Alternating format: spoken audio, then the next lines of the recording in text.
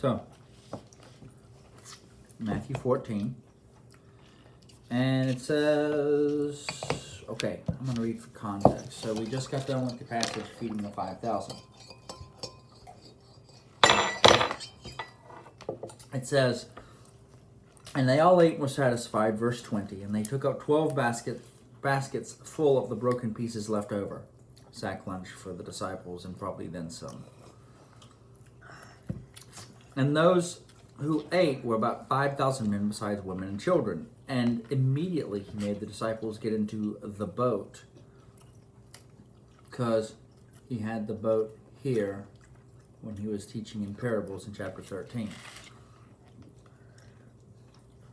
And go before him to the other side while he dismissed the crowds. And after he had dismissed the crowds, he went up on the mountain by himself to pray. Solitary places like we discussed earlier. Let's see if I remember correctly. When Jesus heard this, he went to a desolate place by himself, verse 13. So verse 23, same thing. He went up on the mountain by himself to pray. When evening came, he was there alone. But the boat by this time was a long way from the land, beaten by the waves, for the wind was against them. And in the fourth watch of the night he came to them walking on the sea. But when the disciples saw him walking on the sea, they were terrified and said, "It is a ghost." And they cried out in fear. But immediately Jesus spoke to them, saying, "Take heart, it is I, do not be afraid."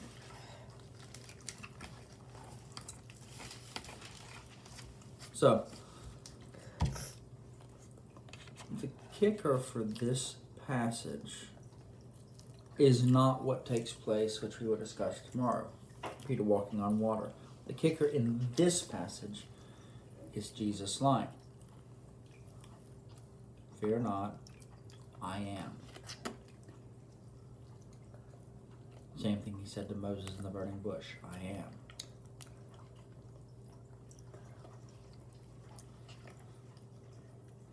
He says ego eimi in the Greek, which actually in the Greek is the same passage, same phrase used to describe the nature of God at the account of the burning bush. I am that I am.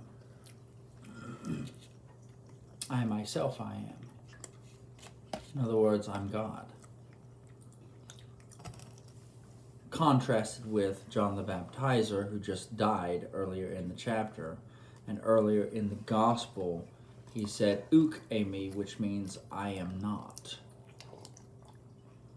It was a denial of his divinity. But then later on he says, "Behold the Lamb of God who takes away the sin of the world." So Jesus is saying, fear not, I'm the one who created all this to begin with, and created the cycles that happened on the lake of Kinneret, the Sea of Galilee. And that he is in charge of this whole situation, even if he's not always in control, because he creates things that are quite out of control at times, or at least they appear to be, because they show the manifestation of his power and his glory and his goodness. He creates lightning storms. He creates earthquakes, tidal waves, and all this other stuff. Now, the enemy and the critters can get a hold of those things and twist and pervert them for their own ends. There's this capacity of God to be sovereign, even if he doesn't manipulate and control every little down, micromanage every last detail. Because there are certain things that he does, and free will, it happens. Sometimes when we sow bad things, we reap bad things. As a result, cause and effect. Certain laws and principles he set in place that he doesn't continue to micromanage. But he wanted them to have no fear. Because later on it says when he got into the boat, in a similar account, it says later on, the wind ceased. when they, Peter and Jesus, got into the boat.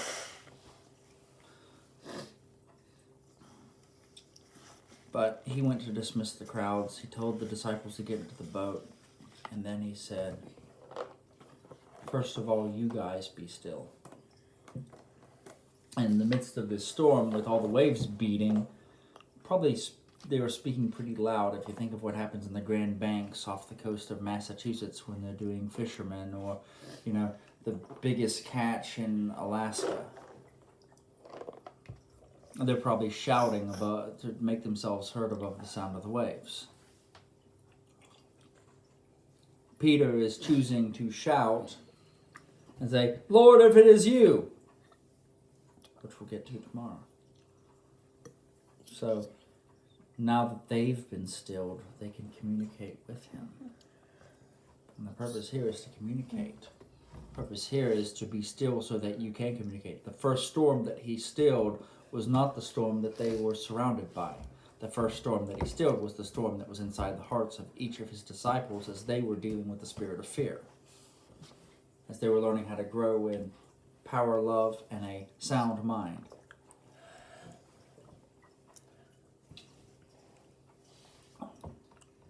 Do you have something to add, my dear?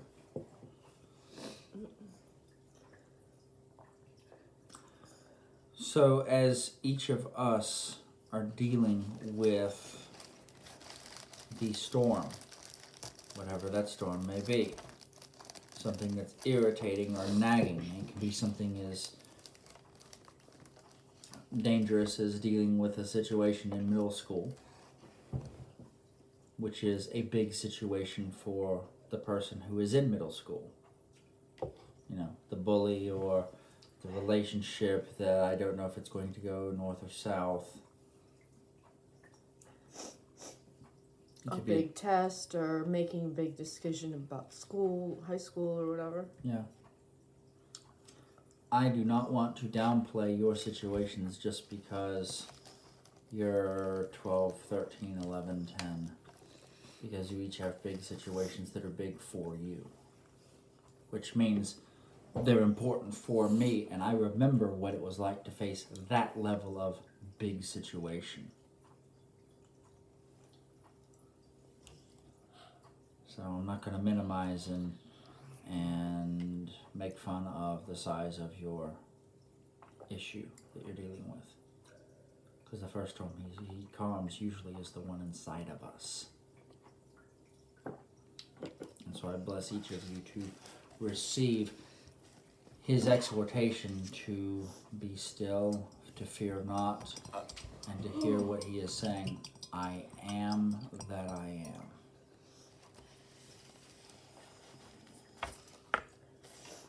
And once he got in, because the exhorter, the principle for the exhorter is the principle of reality. Once the exhorter Jesus gets into the boat, reality changes.